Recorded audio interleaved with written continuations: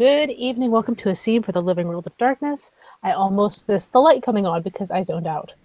Um, this is going to be a scene for the werewolf venue.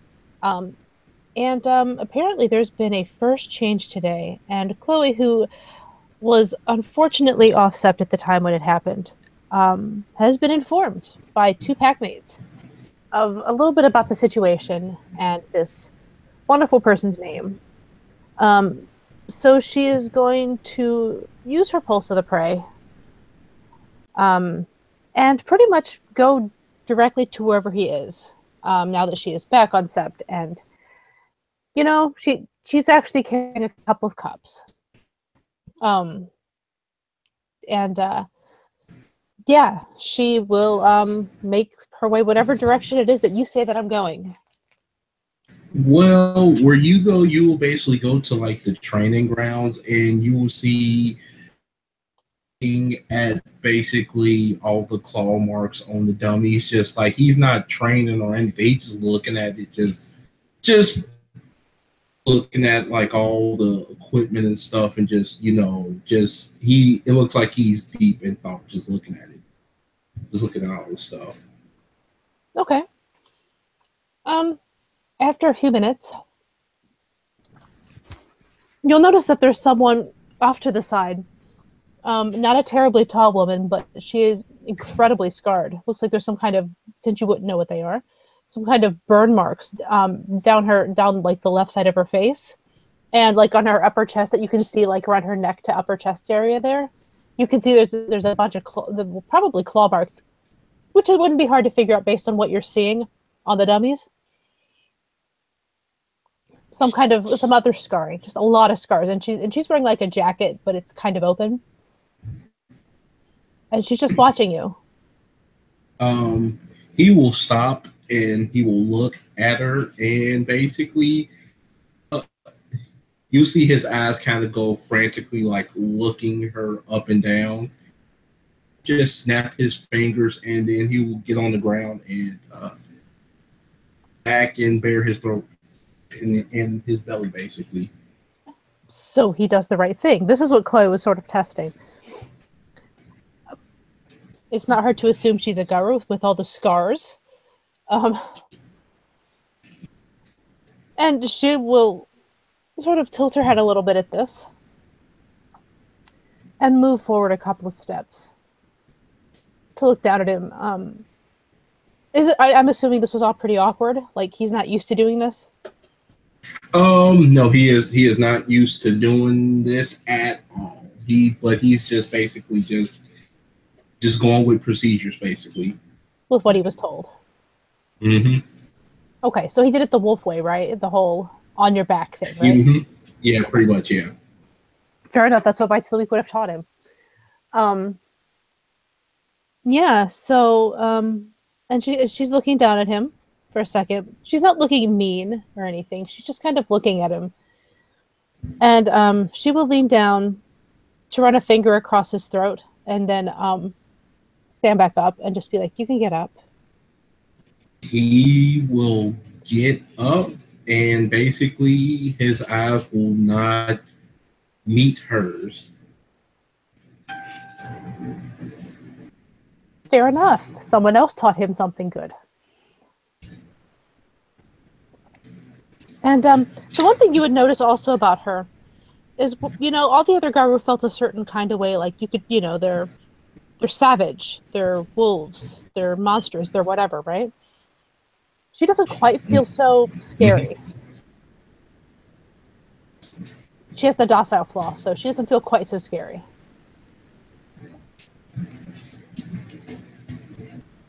And she will, she's actually going to offer her hand in the very Hamid way. He will extend his hand out, and he will shake her very cautiously, like to do. And then she'll just go into the normal spiel that he's probably not used to hearing, but she is very used to doing. And she'll be like, I'm Chloe Spiros Mega. born under a gibbous moon, Hamid. Black Fury, Adrian, also known as Hera's redeeming daughter.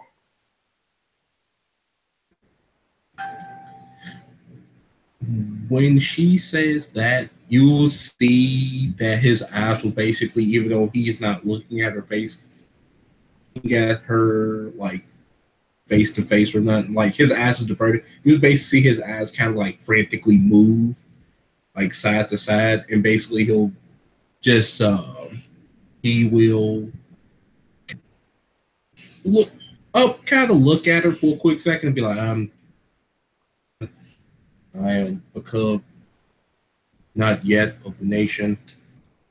I am still to be determined. My Your basically, tribe. yeah, my tribe. I assume you're Hamid. Yes, Human. yeah. Human born. Yes. I should add into all this just so you understand why I came looking for you. Um, well, I'll add to it that I'm the alpha of the Striders of Ice and Concrete, which is a pack. I believe you may have met Jacob and Simon. Them too. Though they're in my pack. Right. I'm the leader. And I'm also the dead mother, which is probably more important to you than either of the other things.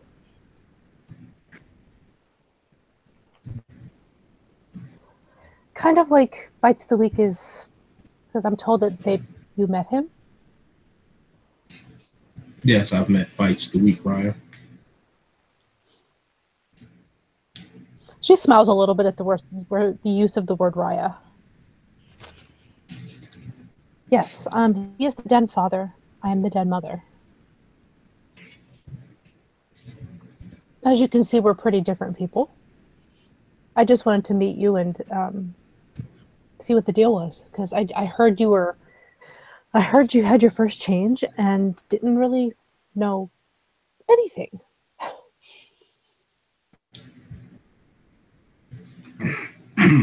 I received a semi crash course when I came to this holy place. They call it term for it. I would like to know instead of calling it a holy place, which it is. But It is to a point. It's a cairn, is what we would call it. Except, okay, sect. And I came to the sect, and they was telling me a few things, how to address, how to be proper to those of higher rank, kind of see that you all follow, like, sort of in this society, military like. it is. It can be hard for people who didn't really grow up in it.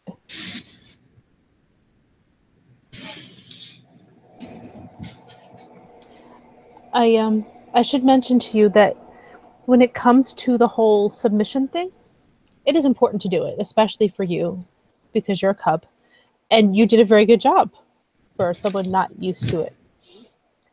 Um, you showed all proper respect. Some of us don't expect that kind of submission all the time. On a regular basis, I typically, I mean, as long as you treat me with respect, I'm not worried about you having to show it. You know what I mean? Of course.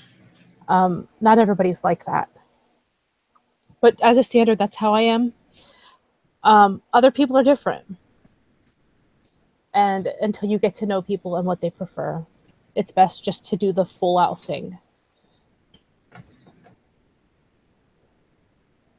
I will say that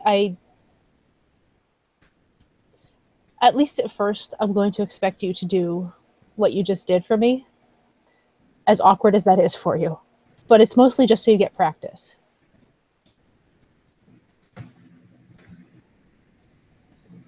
You need to get in the groove of just doing it automatically. Because if you don't, there are a lot of people here with really big claws. Which I've seen. Yes. I'm glad to hear you got at least something of a crash course. I didn't know how far they got or any of that.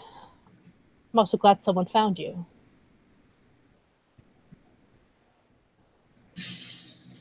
I am glad for that myself as well. What happened to you?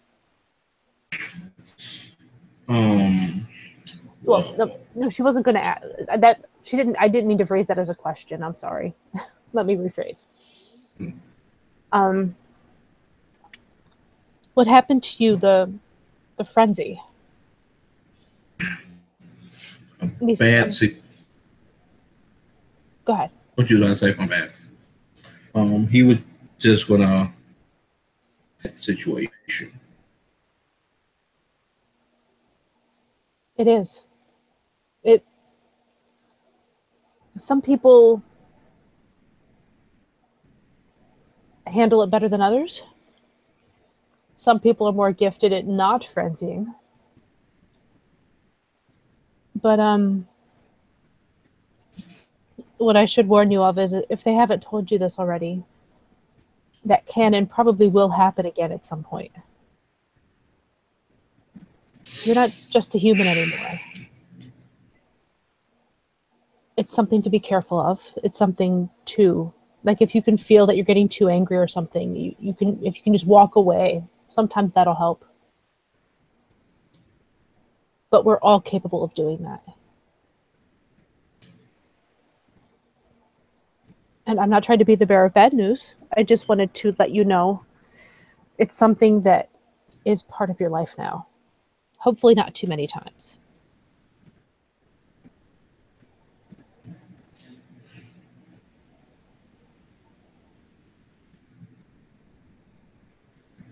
I will make sure I try to keep that in mind for future references. Did Bites the Week explain what it means that we're the dead parents? Basically, you two are in charge of my education into this society. Yes. And if you make a mistake, if you do something incredibly dumb or just break a rule, it's going to fall back on us to have to handle it, whether that is a punishment or anything else. If you do well, I'll be just as happy to tell you you did well. Just as a warning, I thought you might like to understand yes, we're in charge of your education, but it's a little bit more than that because if you get in trouble, then we can get in trouble because we didn't educate you properly until you become a Cleof.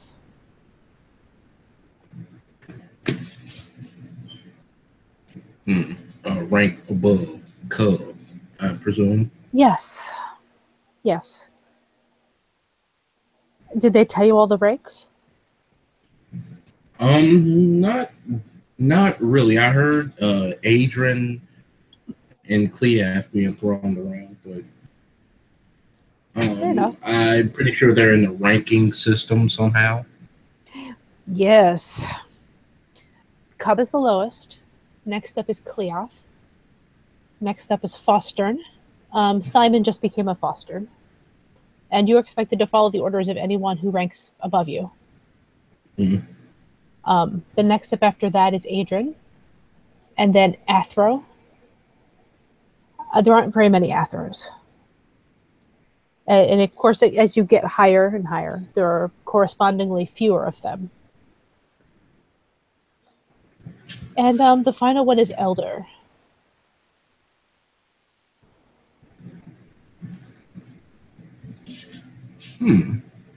That is interesting.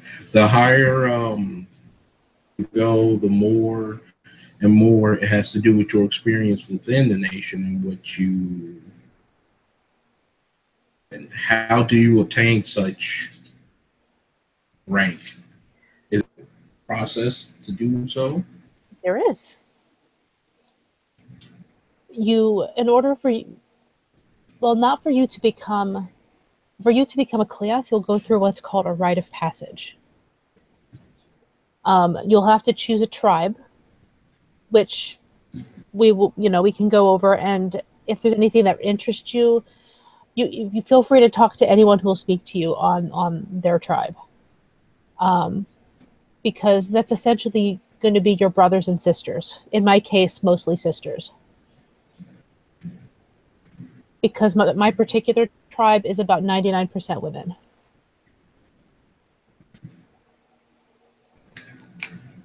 So I know you're probably not right for my tribe. Interesting. Your tribe happens to be, I heard one called Shadow Lord in the Fianna.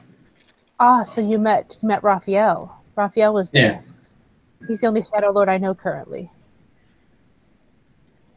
And Fianna, we have a ton of Fianna right now, so I'm not sure who was it. Mm-hmm. Which Fianna? Aiden Riot, Tim, the one with the antlers. 10 Point was her first name. She has some other names now as well. We all have many names. Deed names, they're called. But that's what Hera's redeeming daughter is. But you could as easily call me Tails Rich as Gold, Nike's Valor. You could even call me Squeaks the Rage, as she sort of grins. So basically, these deed names are something, if I am to put this into context somehow, deeds that resemble such a thing. Yes, exactly. As a Galliard, I'm one of the ones who would normally give a deed name if it is earned. Any Garu can do it, but it's very frowned upon if you're not the right auspice to do it. Same as with other things. So you govern, and those of your particular governs the one who do the naming of some sort. As a whole, because that's what we were born to do. I was born to be a Galliard. It's a gibbous moon. We are the storytellers. We are the memory of the nation. It's through our stories that the deeds and our memories of our past live. Okay. So how do you communicate these stories? We gather people and tell them. We tell them to the kinfolk. We tell them to the Garu. Sometimes we will howl them if it's not too long, and never ever do that on this side, as she points to the ground. Never ever do that on this one. I don't know if they've mentioned the Umber to you yet, but you have the capability of crossing into it. I'm not going to do that right now until there are more people around to make sure that nobody completely screws this up.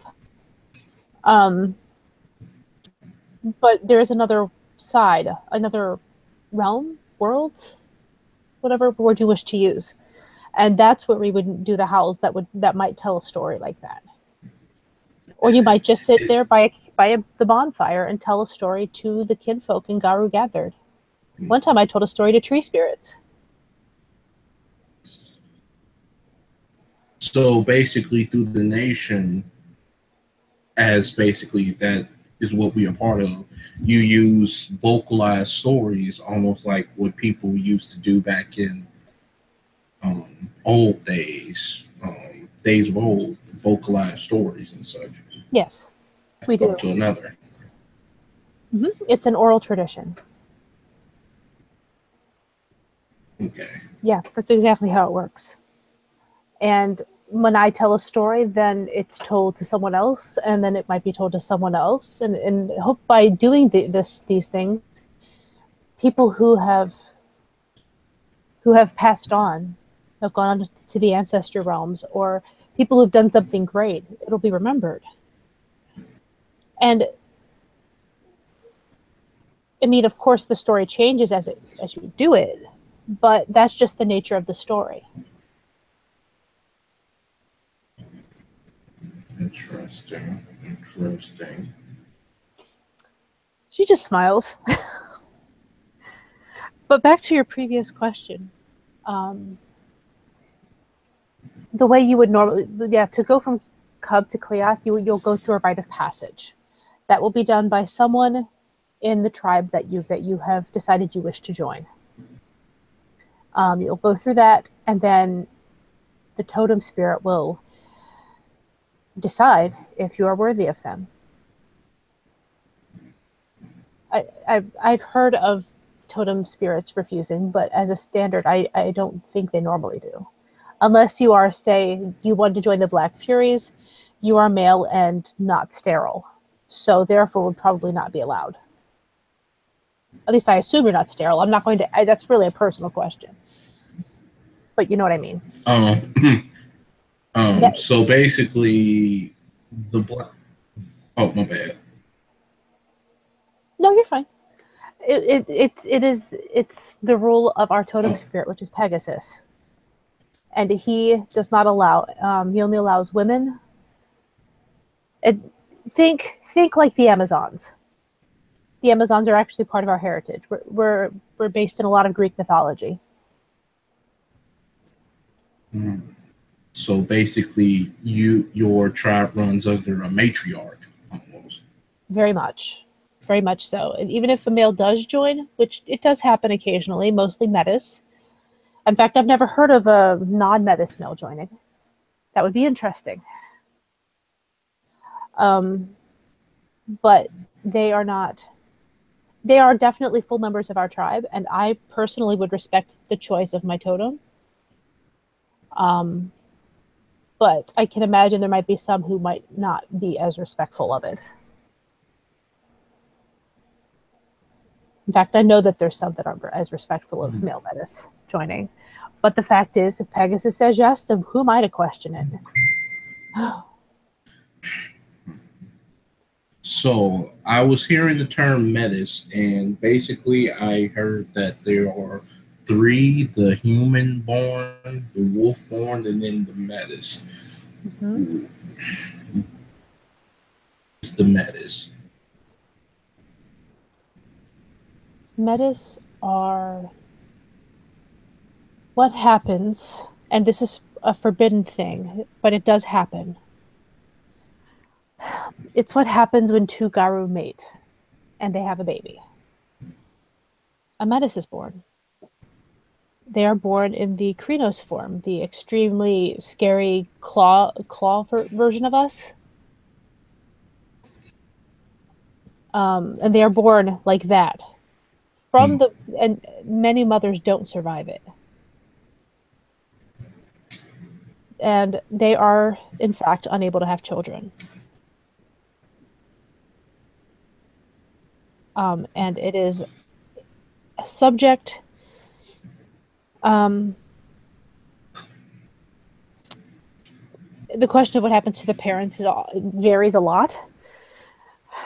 Some, like many in my tribe, if a woman has a metis, she'll keep the child because that is what a good mother does. And a good mother would not get rid of their child. But I, I'm they don't always treat them very well. Hmm. They have no obligation to treat their child well.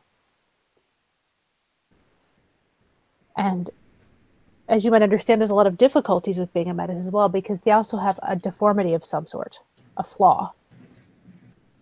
If you met 10 point or 1,000 cuts is what actually one of her deed names now, you saw her antlers. Those grow back, I believe, almost every day, even if she cuts them off.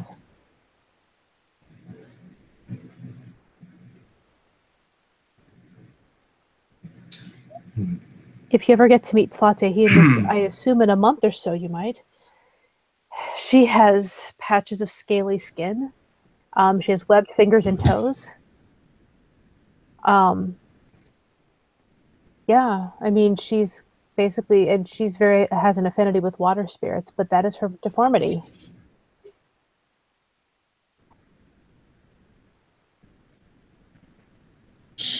So I have a theory.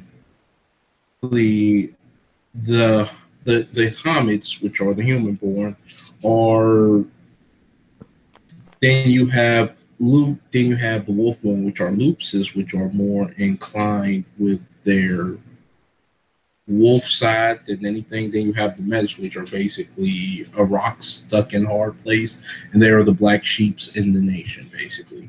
That is how, yeah, yeah, honestly, that's pretty much how it is.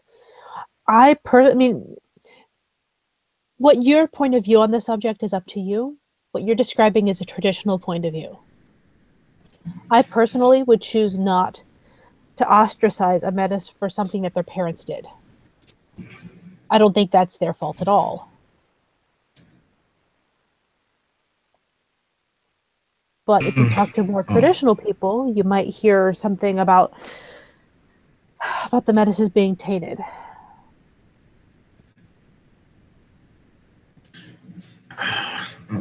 at this point, I'm just a cub, so just learning, and I will form my own opinions when I am able to. But for right now, I form the opinions. I will show those of higher rank respect, regardless of their, as it is called, breed of some sort.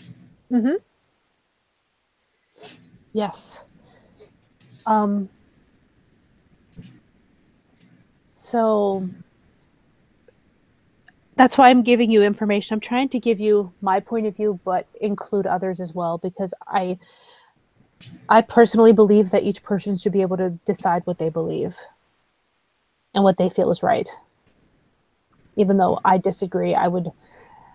It honestly upsets me when I see a metis being mistreated for no reason, just because they were born.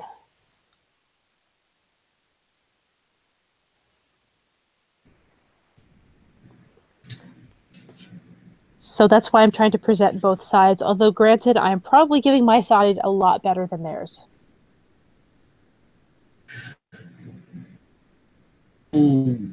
I will. I am a person who like to observe people's behaviors and understand their motives a little bit by sometimes analyzing them. So I will probably come to a conclusion of how people feel when we see them in action That's fine.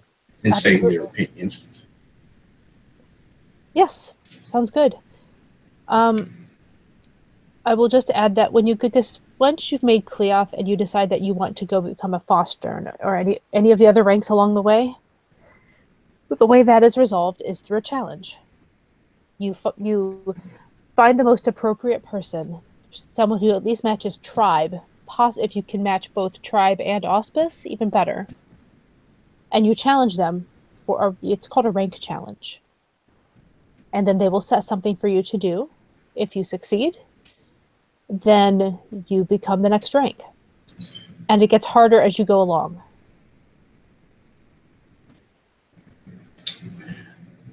Hmm.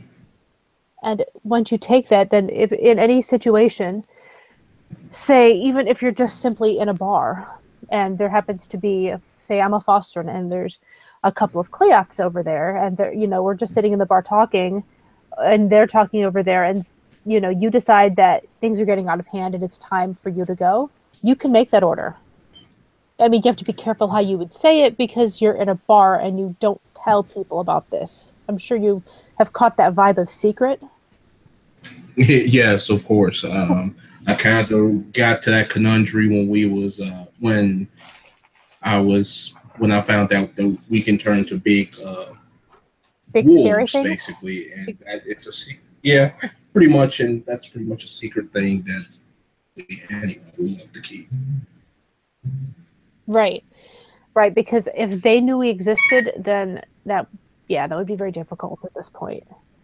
Um, so yeah, that's the kind of thing. Like even just in a social situation, you can still basically tell them what to do, but you'd have to kind of be more careful about how you do it so that it looks more socially correct. Because outsiders don't get it.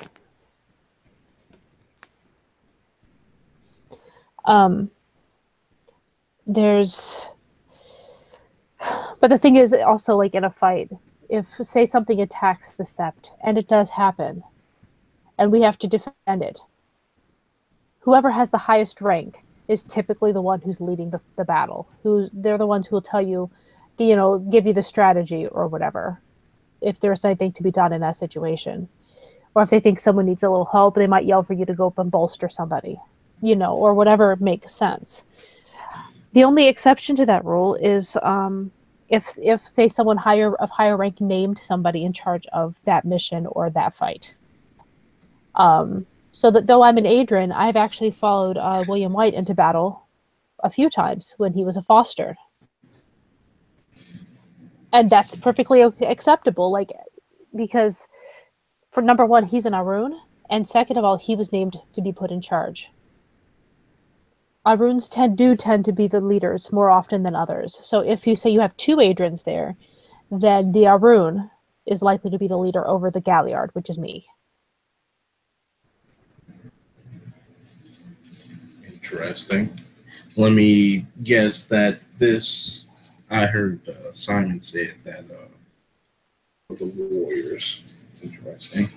They are the ones with the most rage. I'm of the second to highest level. At least as a standard. There are always exceptions to the rule. But yes, they are the ones who are.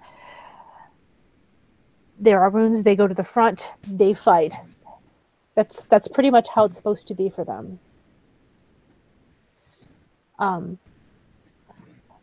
I happen to follow a totem with my pack called Reindeer, which helps immensely in that area. I can take a hit incredibly well. And that's part of the reason why I will be in charge of probably teaching you how to fight, making sure that how you are in this area. Because Bites the Weak is a Theurge. And I'm a Galliard, and I have Reindeer. Theurges are.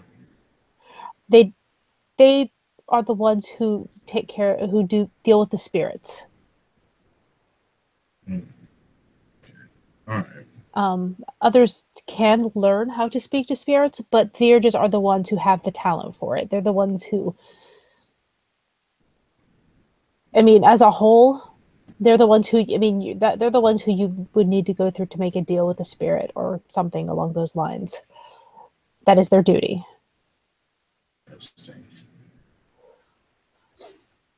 I actually do know. I do understand when spirits talk.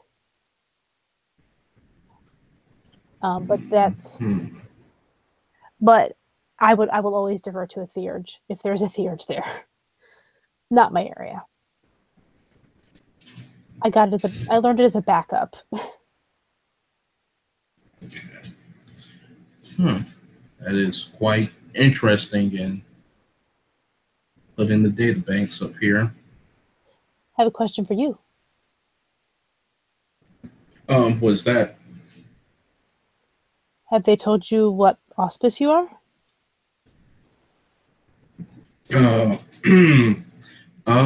I heard that Bites the Week told me that he will let me know sometime tonight. Okay, then I guess we will wait on that. Because once we know that particular thing, then probably connect you with some people who can teach you more on your auspice. Because you'll have duties just like the rest of us do.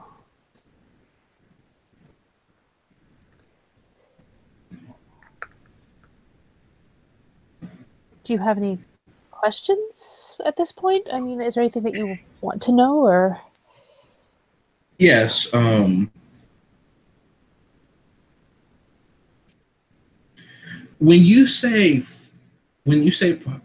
we are a military-like force and we have our spirituality about us and all that, when you say fighting, who are we fighting against? Variety of things. Mostly the worm or servants of the worm. But recently we've had to fight against the Weaver. a lot of weaver spirits. And if you want more on that, I will be happy to send you to a theurge, because this is definitely their area. Uh, Bites the Week told me that he would talk to me more about that tomorrow. That's fair. That is very fair. Um, but yes, there's the worm, the weaver, and the wild, and it's all part of Gaia.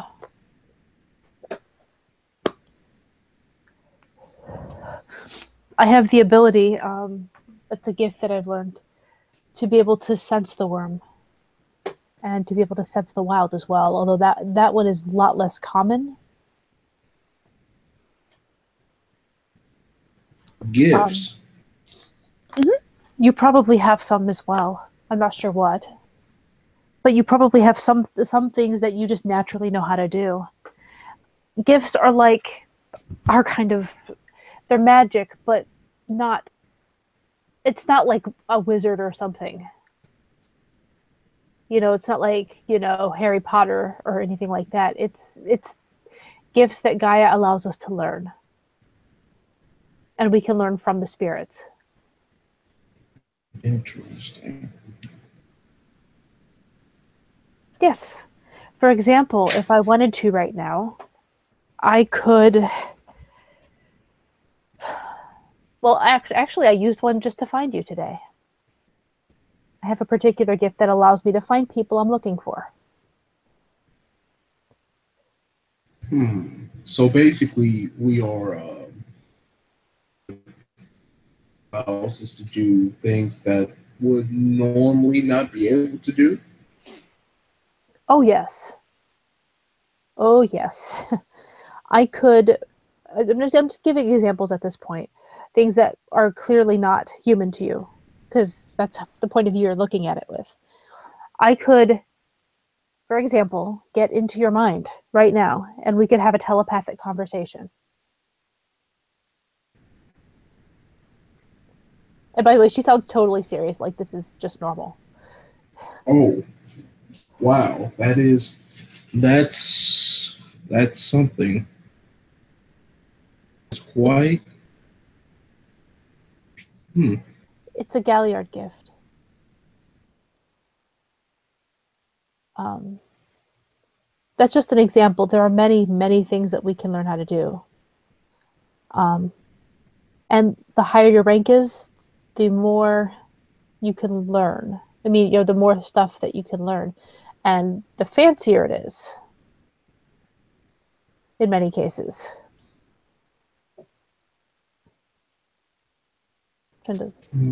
Um,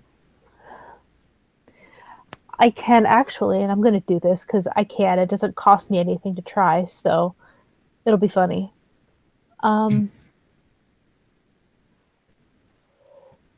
Sorry, I'm trying to get the write-up up on my screen real quick.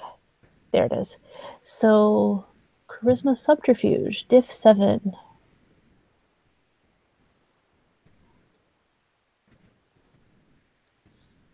Okay. So, did we set up a scene somewhere?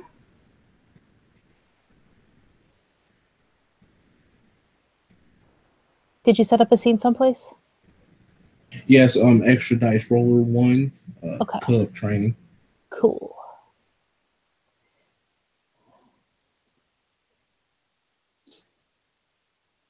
And that's enough. All of a sudden, Chloe looks quite different. Let me get that on my screen so you can see what she looks like. Because I wasn't planning to do this right this exact moment. Just gotta find the right picture. There it is.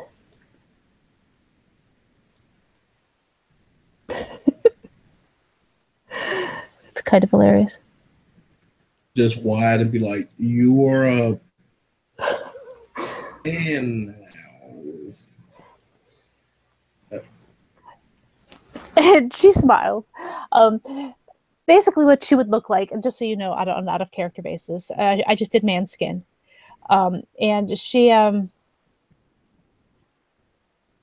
looks like basically like kind of like okay, same skin tone, same color hair, same color eyes, but basically like some sort of male family member of hers would look.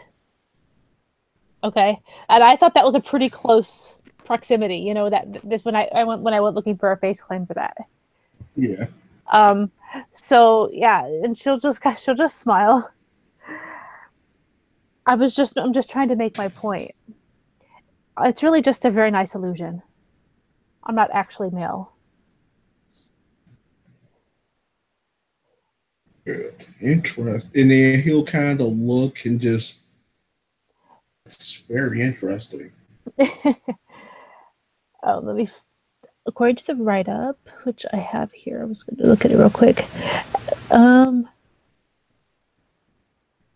okay. Um, okay. Yeah. And she'll, I was just, I misread that, so that's fine. Yeah, she'll just kind of smile at him and then let it go because she doesn't really need to stay looking like a guy at this moment. It was just an example. Um, and she'll be like, that one, it has its uses. I mean, there are times when I don't really need camera. I don't need to be on camera. And if they have him on camera, then it doesn't really hurt me in the long run, usually. Good disguise.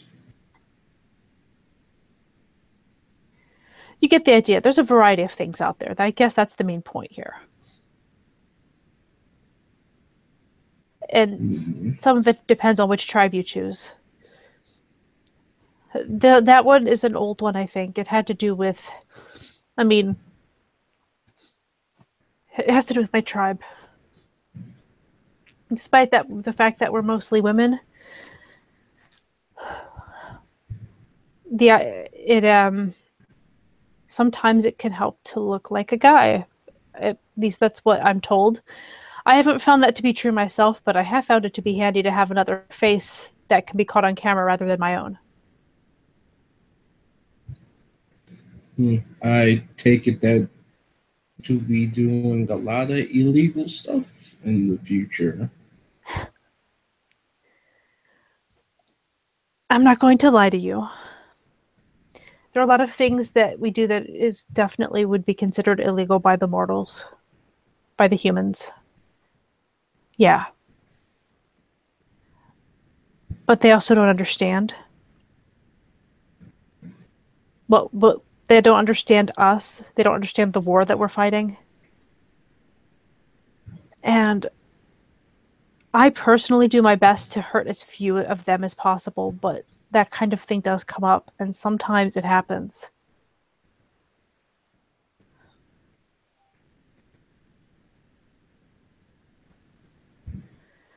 But I wouldn't think on that too much. You still get to choose your own actions.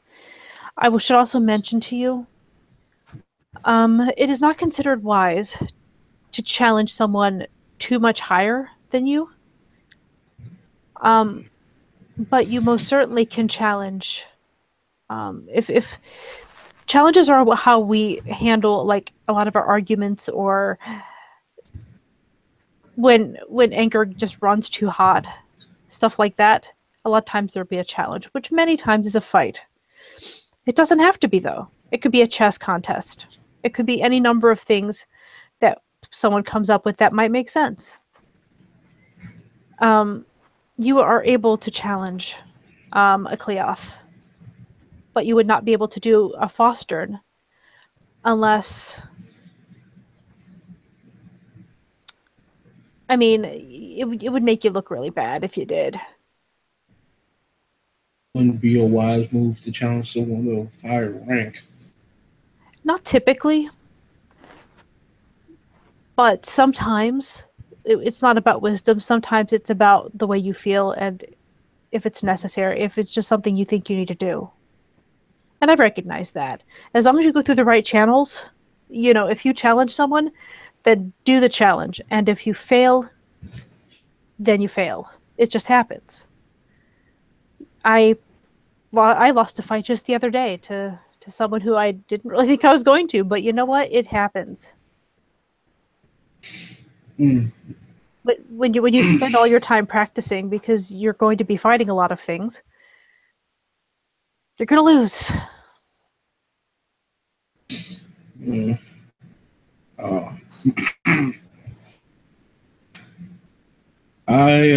when it comes to fighting, I took some courses and I also took some classes in self and whatnot. Went to the gym a couple of times, but other than that, something I can and would like to brush on a little bit. I think I can help you with that. And in fact, I know I can help you with that. I am proficient with hand to hand. I'm good with my claws. And I'm also good with a labrys. That's a really, really big axe. Of Greek origins. You know your myths or your history a little bit. Yes. I read a lot. Fair enough. Yes, it is of Greek origins, and it is very much a Black Fury weapon. We specialize in that and the bow. Because I am what I am, I make a good tank. So I didn't want a weapon that would have me in the back shooting arrows.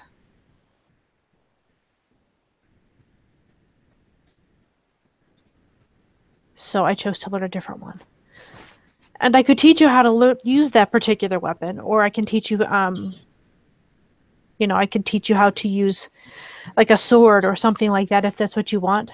Most of us tend to resort to our claws, at least at first. Those things are vicious. Mm.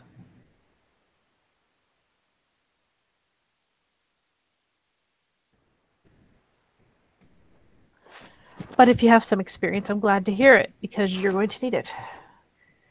And I'm not going to sit there and make you spar with me today, but sometime soon here I'll have to see where you stand. Of course, I am kind of proficient in firearms, if that helps. It can be. My time, um, during my time in, when I was taking courses in, when I used to take courses in law school, in the law program I was in, we were tasked to do self defense classes and also firearm training. And I was in the advanced class. So, Interesting. So you said law? yes, I was in law. I was in the law program at Syracuse. Like, Law firm. interesting. You're not the first football player to come through here. And who was that? And she sort of, her eyes avert just for a second, and then she'll look back to him. My first alpha, actually. He was a football player. His name was Travis Moran. Deed name Unconquerable Sun. Whoa, whoa, whoa. And then he'll kind of, whoa, wait a minute. Wait, hold up.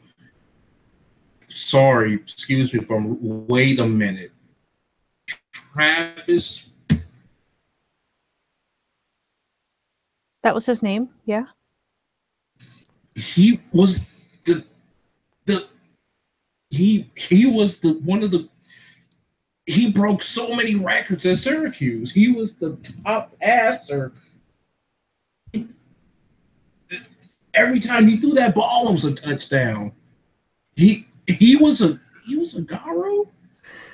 Chloe just sort of blinks a whole lot through this whole time, right? Like, what the hell? She wasn't expecting that this dude wouldn't even know who this guy was. I mean, he probably wasn't well at Syracuse. What? Well, he's a legend there. And he is okay. I didn't know that. I don't really follow football that much. I just Well, I knew him. I knew him. He was my first alpha. He was the one who invited me into his pack. that's pretty. That's pretty epic. A small world, but pretty epic. The guy's a legend. Like I haven't seen him in a while. Well, where is he? He actually is a legend. He was an Athro. Oh, He um, he died more than a year ago. I'm so sorry. I mean, I don't mean to like ruin things. He yeah, he died a while back. oh, oh, I was still a Cleoth then. uh, oh, I, I mean, this was my second season. You know, finally, starting on the team, and I was doing real good. And well, I was. If he would have still been alive, I would have or something. And but I can't do that anymore because Well, we don't do it for no reason, or frivolous reasons, I should say. But when many Garu die, they go to the ancestor realms. That means that they still exist as a spirit. And I can tell you for sure that it does exist as a spirit because we've called him back once since then.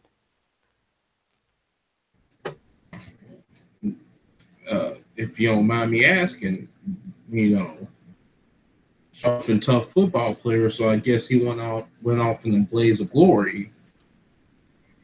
He had many blazes of glory. I can tell you some of the stories sometime. I've spent some time talking to his kin. He was a Fianna, and I've spent some time talking to the Fianna kin to gather his stories. So I could actually tell you some of them sometime here. Sure. I mean, I would like that. I'd like to hear some stories about. I'd like to hear some stories about Syracuse unrelenting hero. Well, as I said, the D name I knew him as was Unconquerable Sun. That is quite Hmm. the blaze of glory, isn't it? Yeah, quite the name too. It is. He had another deed name, Bears Witness. Um, I by the time I met him, that wasn't as much used, much like my other deed names. Most people think of me as Hera's redeeming daughter, or they used to think of me as Tails Rich as Gold.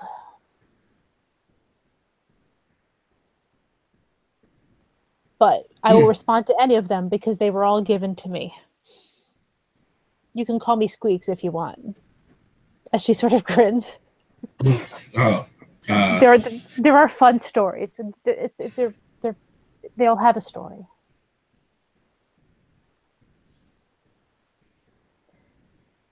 I I'm finding it very strange that you know of Travis. I mean, if you play on a football team and you're trying to be a quarterback, you kind of have to know who, you know, shuts up talking about the guy. Just for a second, Chloe looks kind of sad. He was a very good guy. He was kind, which is not something you find in a lot of Garu. But when I knew him, he was also very sad. I think his heart had been broken. I didn't know him before that because I came here after he had a mate and she died. And I think that's why he was so sad. He just seemed like a little bit broken. But I didn't know him before, so it's hard to compare, I guess. But I just know that there was just something about the way he carried it himself, you know?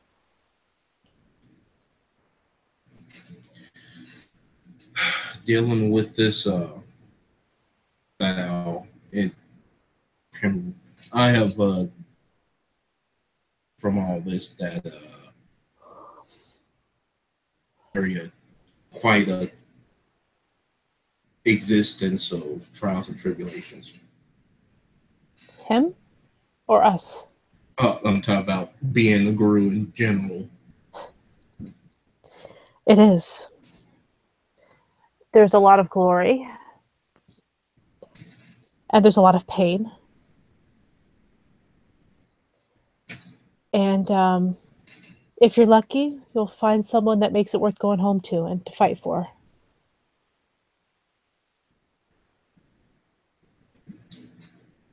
Mm-hmm. Well, yeah.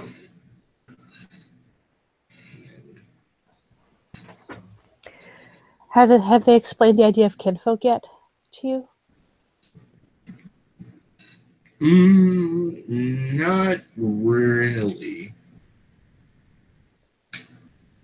Well, there are people like us, the Garu.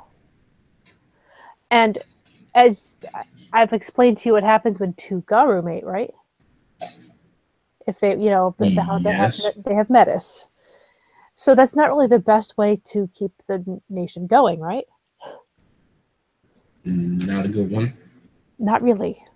Tends to rip the woman apart, and aside from all the other issues. Well, we also have our families, and they're called kinfolk.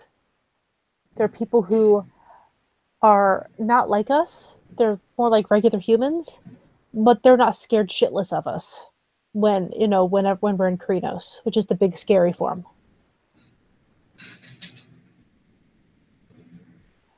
Meaning they can come near us and not flip out and just run or whatever, you know?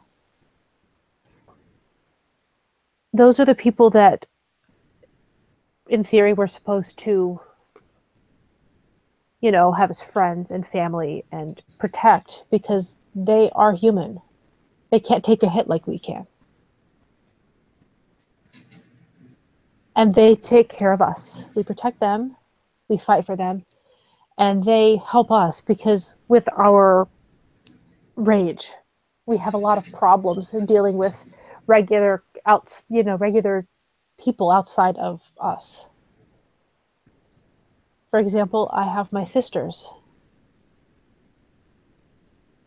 and we're a family. We take care of each other, right? So Yes. they handle they actually handle the a lot of the business that we have together. Um, and a lot of times, like say if we order pizza, one of them will go to the door and we'll get the pizza. So that the poor pizza guy doesn't see me and flip out and run.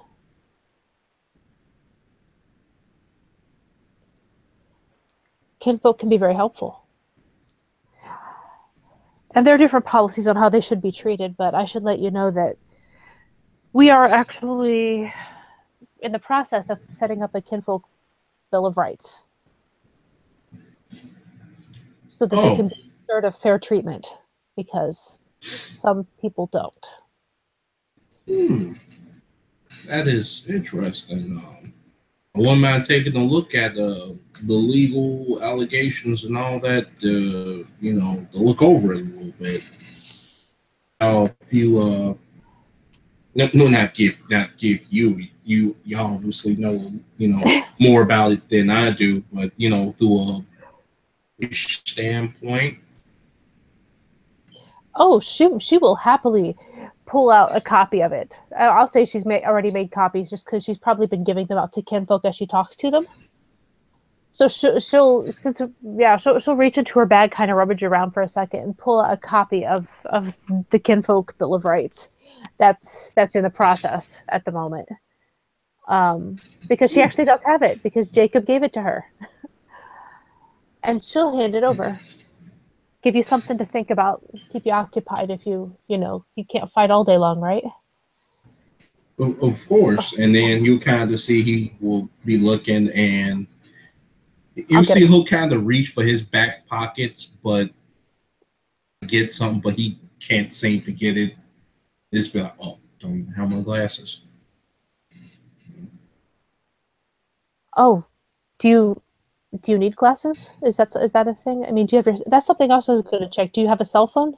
Uh, um, well, after my change, I mean, I don't know where my cell phone or my wallet is, but well, usually I got a duffel bag at basically my apartment that I have. Mm-hmm.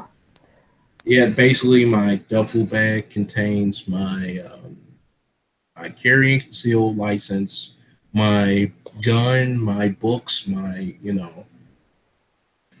all my other stuff, my clothes. I pack light. So you need stuff. That's no, that's fair. If we can, I don't know. Okay, did your first change happen at the apartment? No, it didn't happen. It happened at a bar. Okay, Luckily, I only just have my, you know, I probably left my wallet. at the bar. Yeah, but it's probably with cleanup because Raphael called cleanup and all that other stuff. Okay. Um. Well, do you have keys to your apartment still? It I have one under the mat basically. Because that's the thing. As dead mother, and trust me, you don't want bites of the week going out into the city if you don't have to, because lupus in the city is a little weird sometimes. Um, they don't quite get everything the way they should. If you can make a list of the things you need, give me an address. I'll see what I can do to get you your things. Okay. Well, And if you have anything that you can't carry with you, because I know you're going to be staying here with Bites of the Week among the homeless for the first while here. Um, if there's anything that you need kept in a safe, dry environment, I can keep it at my apartment for you. okay. The only thing I just need is my duffel bag. Everything is legit in my duffel bag. The reason why they're in the duffel bag is because I was actually going away for a away game soon, but that's not going to happen. So yeah. Okay. Yeah, no, and she'll rummage again because she always has her like tote bag with her. Pull out a piece of paper and a pen, and just be like, okay, so write down the information I need, and I'll handle it for you. Here in a while, you will be allowed to leave if you have a garu of rank with you, so people can take you out. But I'd prefer you stay around for at least the first few days,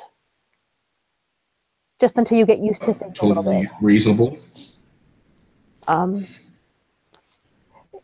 because we just need to make sure that there's someone around to take care of things if things go badly awry.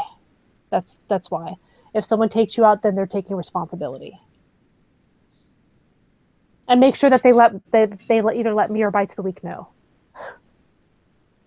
That is that is totally reasonable, and I understand, of Okay. course.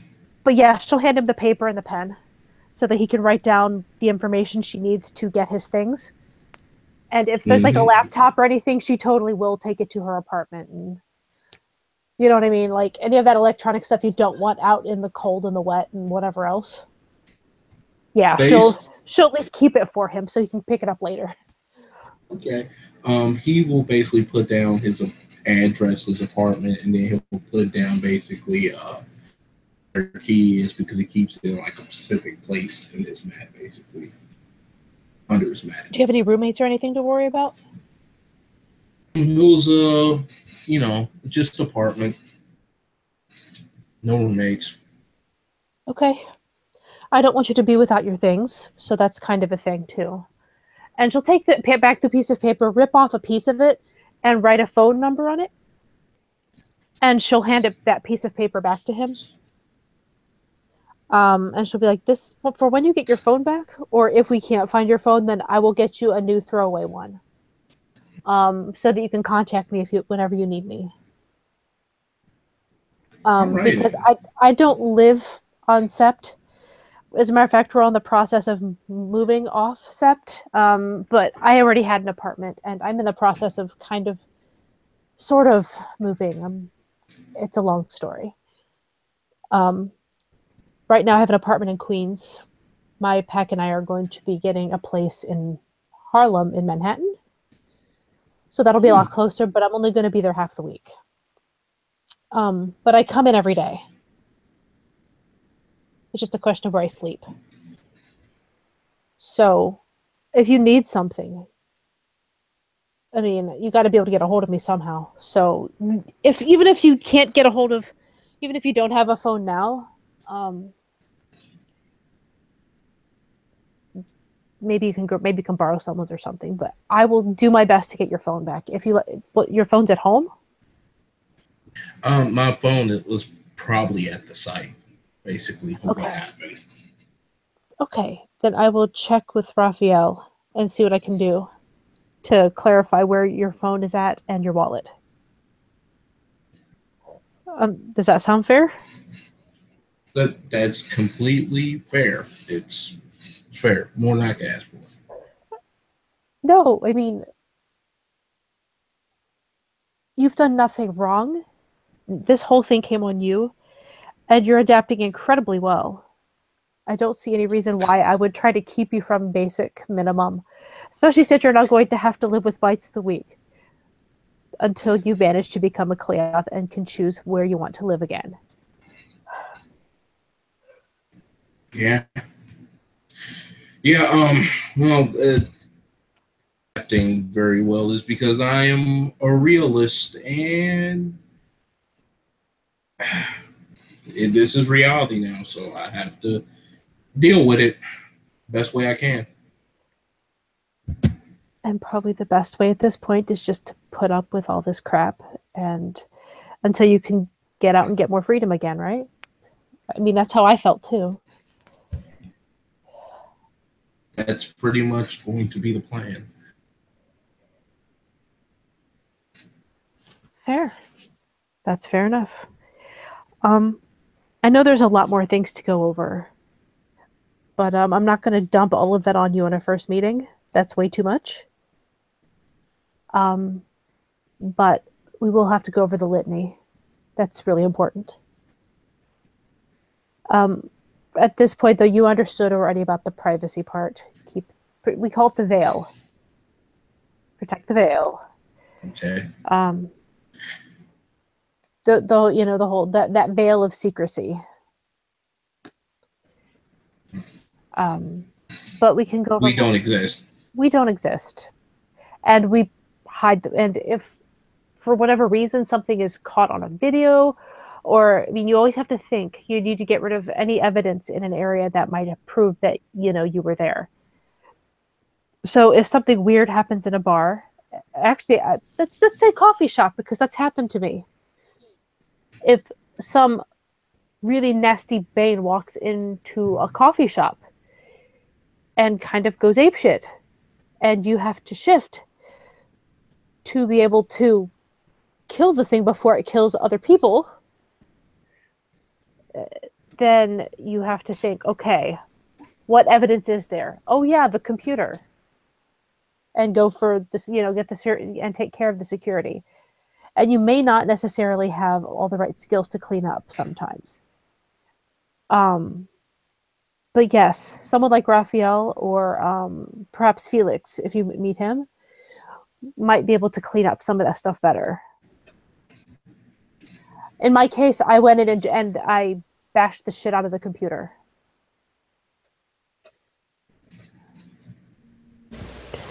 Because I don't need any of that. But yes, that would be why the alternate face is handy. Also a hoodie. A hoodie is nice.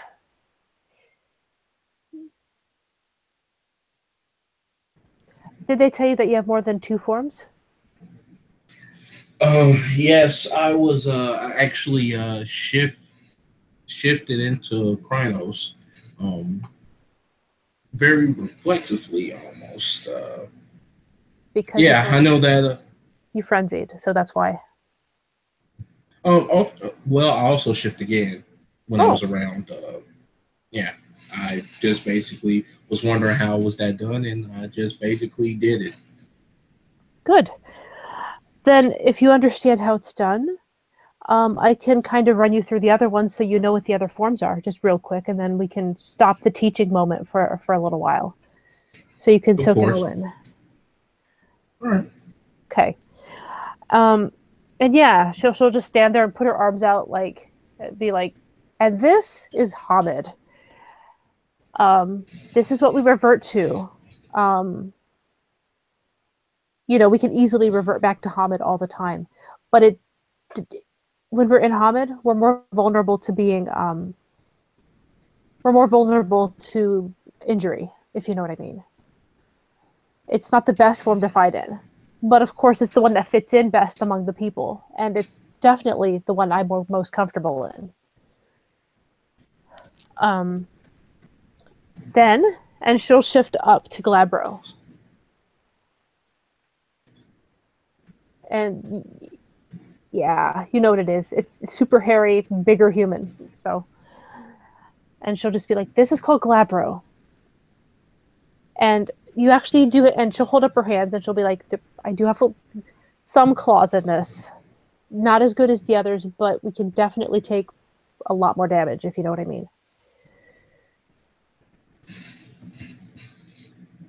And then, gosh, I forget the rest. What was the next in the order? Because she's just going to go through each rank, each thing, through each form. Well, the next one Krynos. was Krenos, wasn't it? Yeah. So she'll shift to Mm-hmm. Krenos. And the one thing you'll note is all those scars she has,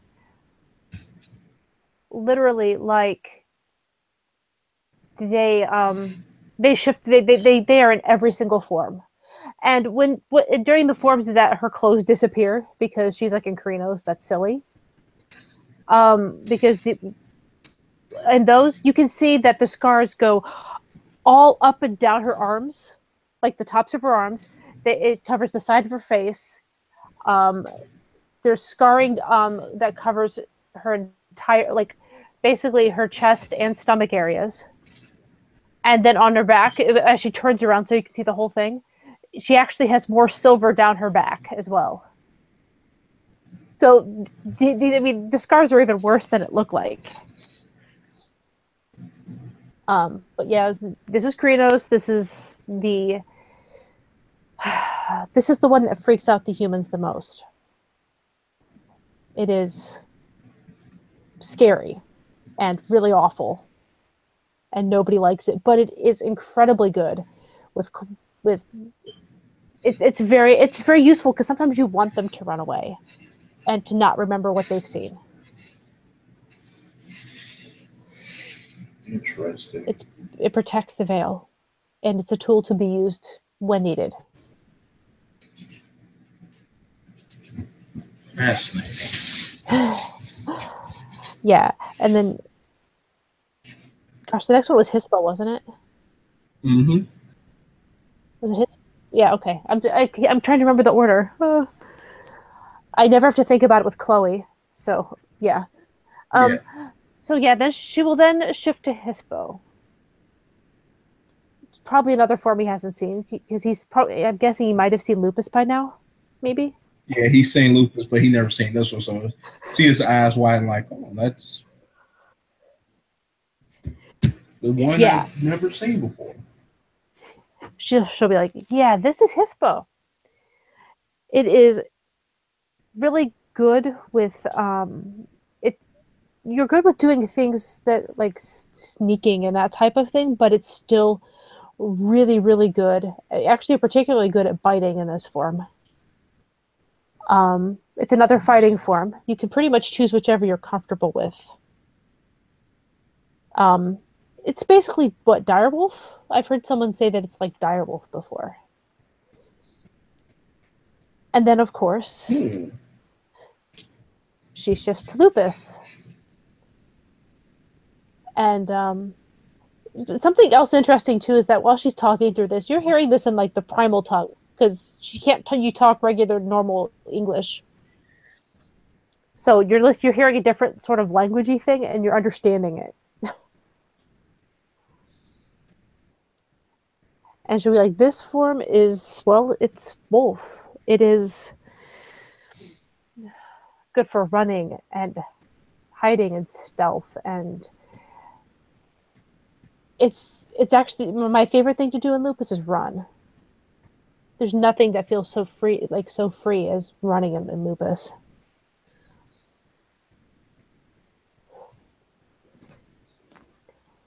And finally, she'll shift back to Hamid. And I don't know if he's seen other people shift so far. Evidently, he has. He'll probably note that her shifting is just like effortless. And basically, as she'd been shifting, his eyes just moved frantically, like just looking, looking her up and down, just analyzing her. Oh, and that's fine if he's reacting perfectly normally to this. And she'll be like, I don't know if you can shift as a shift like I can. I'm particularly talented at it. Something Gaia gifted me, I guess you could say. But those are the forms you can make, that you can become. So at least you kind of know what they are and what their uses might be, you know? Hmm. And it depends on the situation you're in. There have been a few situations where, because I knew there were cameras, or we've actually been, and it was like it was dark out and kind of shady and stuff, that we decided to do something in Glabro and just have like our hoodies pulled up and hide our faces because you just look like a tall human if nobody can catch enough detail.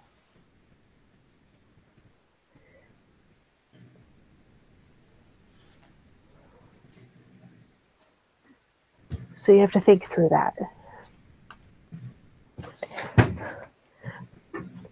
Are you a runner?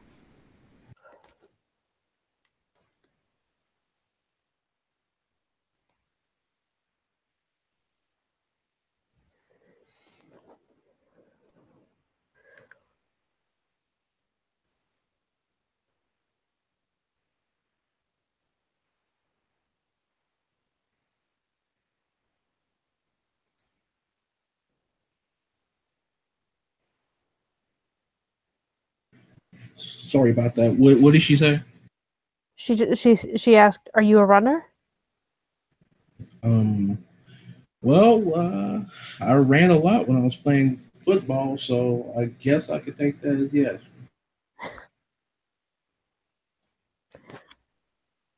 Well, I thought maybe we could dispense with the questions, or with the unless you have more questions you want to ask me. But I thought we could dispense with all the talk and we could go for a run. Uh, You could get your lupus feet under you.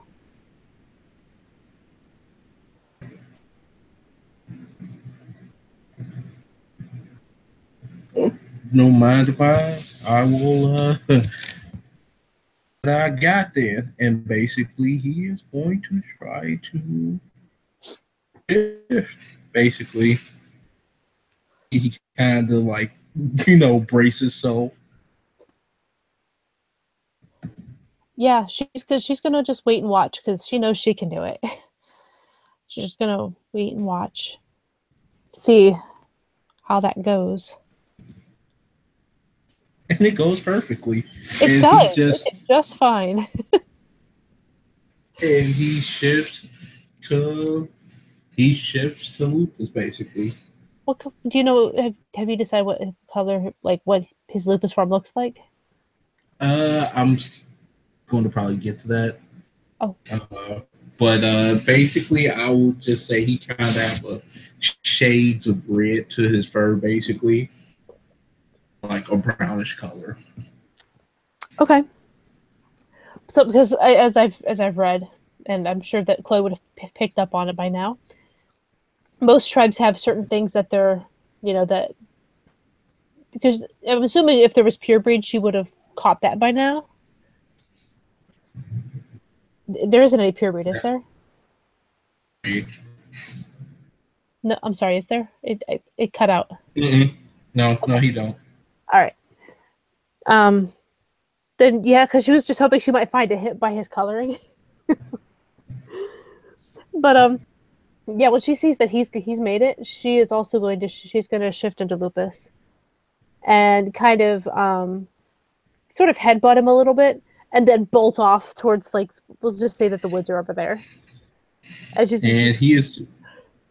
Go ahead. He's just gonna just look and be taken back at it, and then he'll try to run and kind of stumble a little bit. Then he'll just start running. Then he'll just take off. Fair enough. And if you're okay with this, we can end the scene with him getting used to being a wolf. Yeah, perfect. Then I guess it's thank you players for playing, thank you watchers for watching. You have the button.